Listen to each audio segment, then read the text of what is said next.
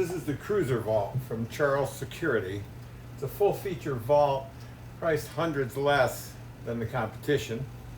We have a package tray on top with anchor points for bungee cords. Underneath the drawer, there's a 5-inch space for electronics or your stop sticks or whatever you want to put in there.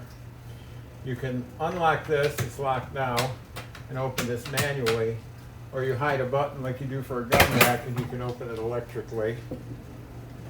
If you're going to use it for guns, we have a real simple, inexpensive gun retention system that holds everything in place real easily. Because the drawer is plywood, you can mount all your magazines or shotgun shells real easily, basically anywhere you want. When the drawer is open, it's very easily removed for installing it and for installing electronics or whatever you want to mount underneath. Now we make one box that fits the Durango, the Ford Explorer, and the Chevy Tahoe. So if you change cars, you don't have to buy a new vault, you just need new brackets.